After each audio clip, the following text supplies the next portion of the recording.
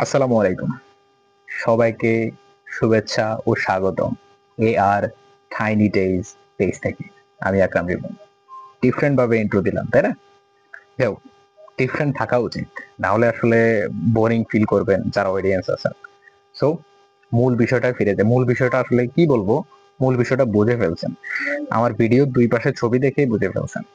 চলুন আজে বাজে কথা না বইলা আমরা টপিকে চলে যাই। আগেই বুঝে ফেলছেন ছবি দেখেই চন্দ্রগ্রহণ নিয়ে কথা আজকে। তো আজকে দারুণ একটা বিষয় এই কারণে বলছি কারণ আজকে সেই চন্দ্রগ্রহণের সাক্ষী হতে যাচ্ছেন আপনারা।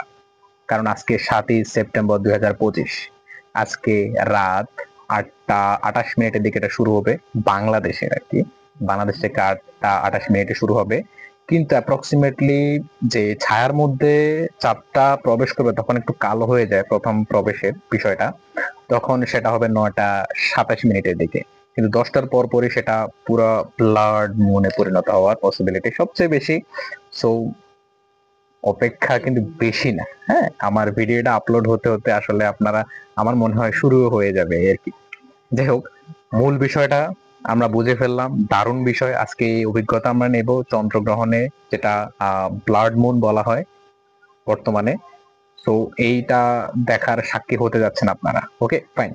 কিন্তু এবার আসুন আমরা এটা সম্পর্কে বিস্তারিত জানি। চন্দ্রগ্রহণটা আসলে কি, কিভাবে হয়? এটা অনেকেরই প্রশ্ন। কারণ হচ্ছে এটা নিয়ে অনেক কুসংস্কার আমাদের দেশে প্রচলিত আছে। শুধু আমাদের দেশ না ভাই, সারা পৃথিবীতে অনেক দেশে আছে সেটা কি বলবো, কুসংস্কারে প্রচলিত আছে এখনো। চন্দ্রগ্রহণ নিয়ে আমরা আজকে বিস্তারিত জানবো। ঠিক আছে, ফার্স্ট অফ অল, চন্দ্রগ্রহণ কেন হয়? কেন হয়? হ্যাঁ, সোলার সিস্টেম, সূর্য সহ আমাদের আরো কিছু উপগ্রহ আছে, গ্রহ আছে। হ্যাঁ, তার মধ্যে একটি হচ্ছে আমাদের পৃথিবী। তার মানে সূর্যের একটি ছোট উপগ্রহ, পৃথিবীর একটি ছোট উপগ্রহ হচ্ছে চাঁদ। রাইট, এটা সবাই জানি আমরা। ঠিক, সূর্য, পৃথিবী, চাঁদ একই সরল রেখায়, স্কেল দিয়া বুঝলে বেটার হবে। সূর্য, পৃথিবী, চাঁদ একই সরল রেখায় যখন বরাবর থাকবে, তখন পৃথিবীর ছায়াযুক্ত স্থানে যখন চাঁদটা পৌঁছাবে তখন ব্লাড মুনে পরিণত হয়। সহজ ব্যাপার। প্রত্যেকটা বস্তুর ছায়া আছে। একদিকে যদি আলো পড়ে অন্যদিকে ছায়া পড়ে, তেমনি আমাদের পুরো পৃথিবীটারও একটা ছায়া আছে। একদিকে পৃথিবীটা হচ্ছে গোল, সূর্য হচ্ছে গোল, চাঁদটা হচ্ছে গোল, সব গোল ভাই, সব ফুটবল।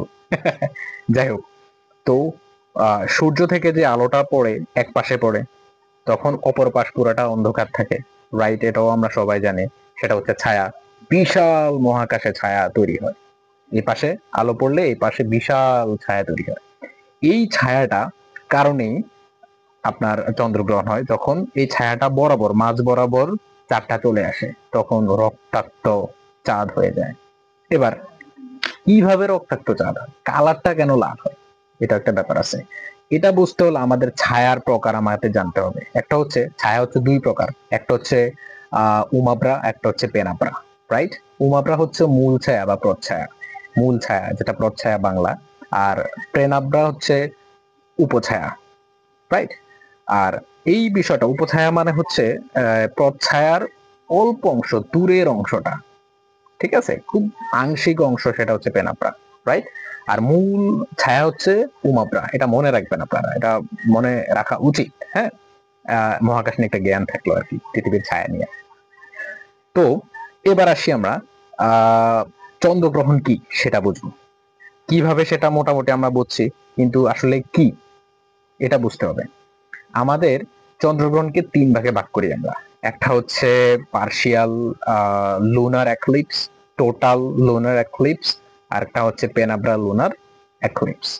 আমরা পেনাব্রা থেকে শুরু করি। চন্দ্রগ্রহণ যেটা, সেটা সবচেয়ে ছোট চন্দ্রগ্রহণ যেটাকে আমরা বলি, অল্প একটু দেখা যায়, সেটা হচ্ছে আহ এই পেনাব্রাল লুনার এক্লিপস। সেটা হচ্ছে পেনাব্রাল লুনার এক্লিপস। মানে হচ্ছে আংশিক ছায়াপথে যখন চাঁদ প্রবেশ করে, পৃথিবীর আংশিক ছায়াপথে যখন চাঁদ প্রবেশ করে, সেটা হচ্ছে পেনাব্রাল লুনার এক্লিপস। খুব সহজ ব্যাপার। এবার আসি আমরা পার্শিয়াল, যেটা হচ্ছে মিডিয়াম, অর্ধেক। হ্যাঁ, যখন চাঁদটা অর্ধেক পৃথিবীর ছায়ার অংশে প্রবেশ করে তখন সেটা হচ্ছে partial lunar eclipse. Total lunar eclipse, পূর্ণ চন্দ্রগ্রহণ যেটাকে আমরা বলি, সেটা হচ্ছে পূর্ণ ছায়াতে উমাব্রা মানে আগে বলছি প্রচ্ছায়া, এই মূল ছায়াতে যখন প্রবেশ করে ঠিক তখনই মূল ছায়াতে যখন প্রবেশ করে ঠিক তখনই আসলে পরিপূর্ণ চন্দ্রগ্রহণ শুরু হয়, টোটাল লুনার এক্লিপস, যেটা আজকে হতে যাচ্ছে, রাইট? দ্বিতীয়ত, আমরা টোটাল লুনার এক্লিপস বুঝলাম, পার্শিয়াল লুনার এক্লিপস বুঝলাম, তারপর হচ্ছে আমাদের পেনাব্রাল লুনার এক্লিপস বুঝলাম, ঠিক আছে? তাহলে চাঁদটা কেন লাল হয়? দেখেন, আমি প্রশ্ন করতেছি, জাস্ট আমি আনসারটা দেওয়ার চেষ্টা করতেছি যাতে আপনারা বুঝতে পারেন, ঠিক আছে? অন্য কেউ তো ভিডিওতে প্রশ্ন করতে পারবেন না। সো কেন লাল দেখায়? এটা অন্য কোনো কালার কেন দেখায় না? হতে পারে না এটা পুরোটা লাল দেখা যাবে কেন?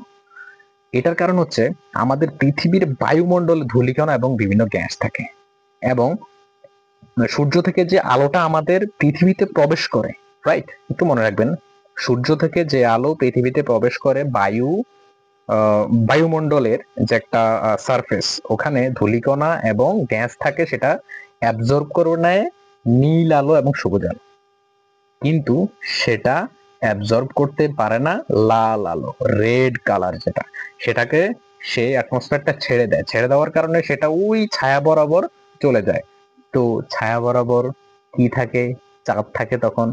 তো ওই ছায়া বরাবর যেহেতু পড়ে, ওই যেহেতু ছায়া বরাবর চাঁদটা থাকে, চাঁদের মধ্যে যায় ওই লাল আলোটা পড়ে, তখন সেটা হয়ে যায় রেড মুন, ব্লাড মুন, ঠিক আছে? চন্দ্রগ্রহণ যেটাকে আমরা বলি টোটাল লুনার এক্লিপস। আশা করি অবশ্য বুঝতে পারছেন যে আসলে কিভাবে এটা হয়। এরপরও যদি কোনো কোশ্চেন থাকে নিশ্চয় কমেন্টে জানাবেন, আমি বুঝাই দেওয়ার চেষ্টা করব, ঠিক আছে? রেফারেন্স সহ, দ্যাটস ইট। ওকে, তাহলে আমরা ছায়াপথ বুঝলাম, পৃথিবীর ছায়া বুঝলাম, তারপরে কেন মুনটা লাল হয় সেটা বুঝলাম, তারপর হচ্ছে কয় প্রকার আমাদের চন্দ্রগ্রহণটা, 3 প্রকার সেটা বুঝলাম, ছায়াপথ কত প্রকার, মানে ছায়া যেটা সেটা কত প্রকার, সেটা হচ্ছে 2 প্রকার, আমরা সেটাও বুঝলাম। আশা করি বুঝাইতে পারছি। না বুঝলেও কোনো প্রবলেম থাকলে প্লিজ কমেন্টে জানাবেন। ওকে, এরপরে আমরা চলে যাই আরেকটা টপিকে, সেটা হচ্ছে কুসংস্কার। দেখেন ভাই, আগের যুগের যে মানুষ, ঠিক আছে, তারা আসলে জানতো না বিষয়টা এমন আর কি। তো তারা আসলে অনেক কুসংস্কারে নিমজ্জিত ছিল, এখনো এই কুসংস্কার প্রচলিত আছে। চন্দ্রগ্রহণের সময় কিছু খাইতে পারবেন না, খাইলে কি হবে? পেটে বিষক্রিয়া তৈরি হবে, যেমন পাতলা পায়খানা হইতে পারে, তারপরে হচ্ছে পেট ব্যথা হইতে পারে। এই বিশ্বাস থেকে ওই সময় কেউ খাবার খায় না। এরপরে আরেকটা কুসংস্কার হচ্ছে গর্ভবতী মহিলারা রান্নাঘরে যেতে পারবে না, কিছু কাটাকাটি করতে পারবে না, তারপরে হচ্ছে কিছু করতে পারবে না, কিছু খেতে পারবে না, তাদের নাকি প্রবলেম হতে পারে সন্তানের ক্ষেত্রে। কুসংস্কার ভাই। এরপরে এই চন্দ্রগ্রহণটা যেহেতু রক্তিম লাল হয়, এটা হচ্ছে আগের প্রাচীনকালে এটা ভাবতো যে এটা অশুভ কিছু বয়ে আনে, এখানে বের হওয়া যাবে না ঘর থেকে, টোটালি ঘরের মধ্যে স্টেবল থাকতে হবে, যদি বের হলে কিছু হয়ে গেল, যেহেতু এটা অশুভ মনে করা হতো। বাট এটাও কুসংস্কার। সাইন্টিফিক ব্যাখ্যা আপনাদের বললাম কেন এটা লাল হয়, আর চন্দ্রগ্রহণটা কিভাবে হয়, কেন হয়, বা সূর্যগ্রহণও হয়। ঠিক সূর্যগ্রহণটা হচ্ছে এটার উল্টো সাইডে। আমি ভিডিওর উপরে ছবি দিয়ে দিছি, দেখেন, চন্দ্রগ্রহণ আর হচ্ছে সূর্যগ্রহণ, ঠিক আছে? সান এক্লিপস এবং মুন এক্লিপস, দুইটার যে ছবিটা দিছি ওটার মধ্যে দেখলে বুঝে ফেলবেন আসলে কোনটা কিভাবে কাজ করে।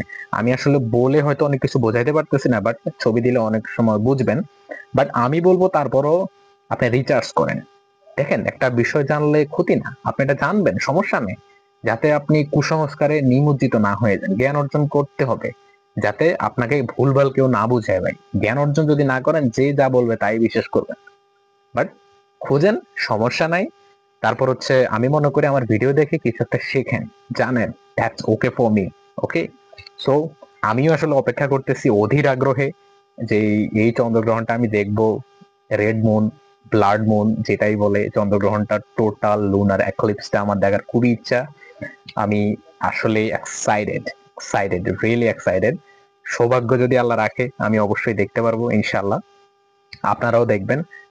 মনে আছে টাইমটা যেটা প্রথমে আমি বলছিলাম, 8টা 28-এর দিকে শুরু হবে, বাট মূল স্টার্টটা হবে 9টা 27-এ।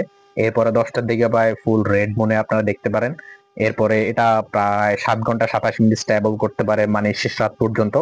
So no problem to see this move.